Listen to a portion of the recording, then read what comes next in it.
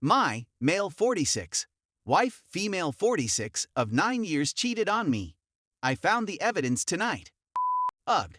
My thinking is a jumbled mess. All of this occurred over the previous few hours. This is likely to be a lot of talking, so please bear with me.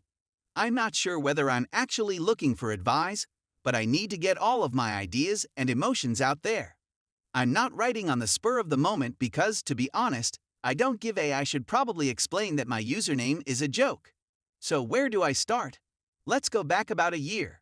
Wife works a lot, a physically demanding profession that wears her down. It's difficult for her, and I've told her several times that she has to find another employment. She has to go away from her present job, even if it means being jobless for a spell. We can do that in Denmark for many years and earn almost as much as she does, so there is no actual risk.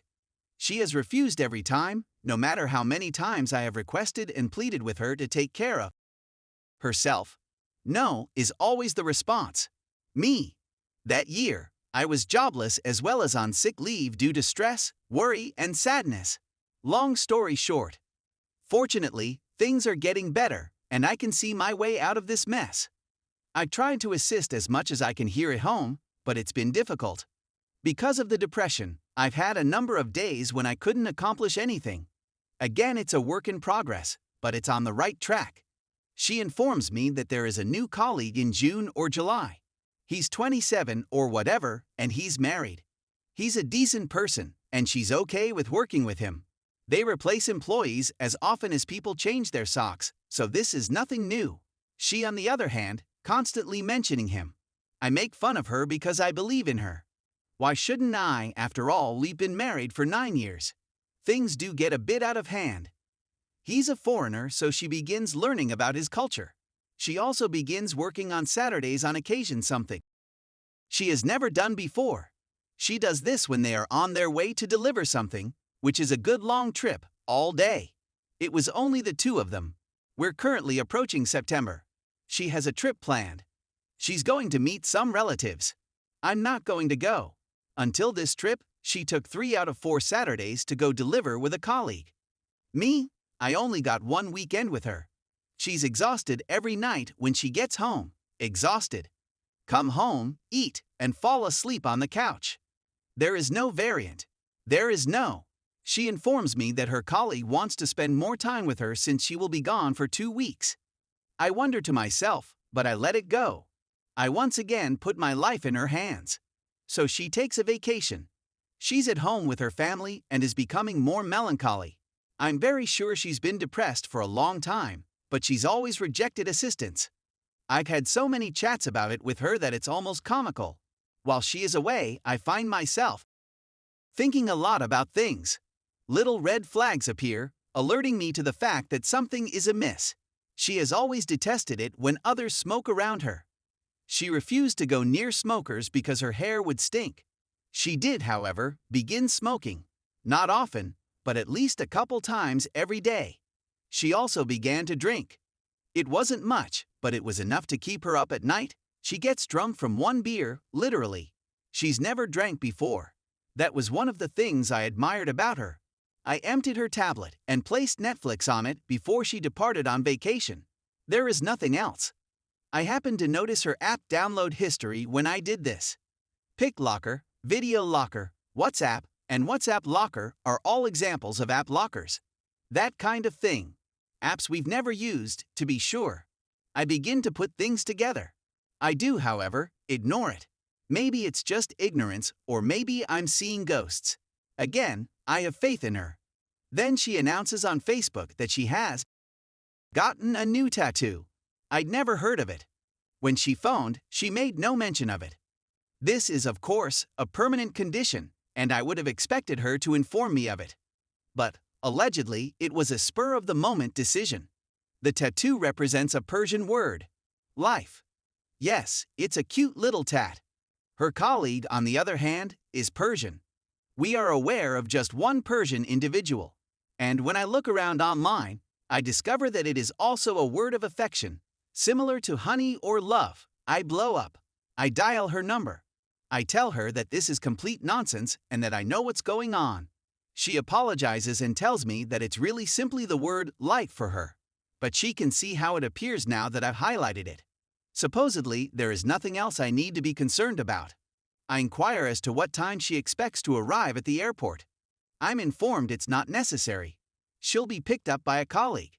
She returns home with her luggage and a bunch of red roses. Since then, I've been completely paranoid. She updated the code on her phone, and she never leaves her phone alone. Before all of this, it was usually charging someplace, or she'd leave it in the kitchen or whatever. It's now plastered to her hand, and she's chattering nonstop. It's been tough to see what she's doing on her phone, but something is clearly going on. She hasn't been able to stop chatting about the man since she returned from her trip. It irritates me. I inform her. She becomes enraged because he is just a buddy. Stop being so paranoid. It's reportedly disgusting that I could ever consider her having a kid like him. She has essentially adopted him since she misses her boys terribly. Another story for another time, maybe. I kind of believe it, but I don't. So I do my hardest to understand her lock code as accurately as possible, and on Monday, I eventually it. I checked it when she went to potty without her phone. It was accurate. I didn't have time to do anything else. I can't stop thinking about her as she leaves for work. Yesterday, as usual, she was to her phone. Then she comes home from work early today. Today has also been a very difficult day for me in terms of depression. I've been sleeping all day and haven't been able to wake up. When she gets home, I go pick her up at the station, we go shopping for a little, and then we head home. I'm exhausted, so I tell her I'm going to bed. We just separated up because she wants to watch TV. I see her phone charging in the bedroom. This is my chance. I unlock my phone, open Messenger, and there it is. My heart dropped to the floor and broke. A lot of cute words. She says I love you a lot more than she ever does to me. A remark to him that they can't kiss at work for fear of being caught. Then she walks in. She clearly recognized I was alone with her phone because she looked desperate. She didn't inquire about what I was doing with her phone. She inquired as to why I was reading her mails. I said that I was reading because I felt compelled to do so, that she was concealing something, and I was definitely correct. She remained silent. I just blew up. I summoned her. I informed her that it was all over. I inquired as to whether she had him. She agreed. I instructed her to gather her belongings and go. Everything seems to be packed now. It's 2 a.m. here, and she's arranged for a buddy to pick her up, based on the many text messages she's gotten. I'm not certain, but I think they are the only ones with whom she communicates by SMS. I'm thinking of texting them to tell them my side of the story about what occurred. I'm very certain she's lying since she's the victim when she tells them. So here I am unable to sleep. I was wondering whether I had done the right thing. I'm sure I did. I can't live with someone who cheats. I'll never be able to look into the eyes of a woman who has repeatedly lied to me for months. I can't bear the thought of her marking herself in his honor while still married to me. There is no way. Doubt, of course, keeps creeping up on me. Is that what I read? I'm aware that my memory is impaired as a result of my sadness. All of those ideas to which I'm sure many of you may identify. But deep inside, I'm relieved. I get the impression that I am no longer seeing ghosts everywhere. I don't like to say that, but good riddance. Obviously, I haven't digested all of this yet. I'm sure I'll be heartbroken at some time. I'm chuckling to myself right now. How could I have been so ignorant and naive? I really attempted to correct the situation. I attempted to ask her what she wanted. I tried to get her to talk to me. I tried to persuade her I wanted our life back. She said that she just doesn't desire these days. Yes, I understand what you mean. Just often though wallow in whatever misery you'll find. I think all the time, and are I doing the right thing here? I know I'll go with choice one, but it's so difficult to empty my thoughts of everything that's going on. Anyway, thank you for taking the time to read this. Some soothing remarks would be appreciated. Some dating advice for those above the age of 46 would be appreciated. Anything else would be appreciated as well. Edits. A few minor modifications have been made for clarification of misspellings. I keep thinking of things to add to the tale, more proof, more little details, but I believe there's already plenty to read. Update. My ex-wife has returned from the United States with her daughter, who is now an adult and lives with us. Well, me. She was clearly taken aback when she walked out last night, hearing all the excitement, and having to hear her mother inform her that she was having an affair and that she was leaving.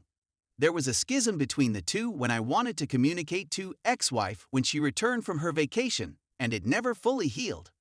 As a result, when the ex-wife departed, she left her daughter behind. As in, literally. I didn't even say goodbye to her.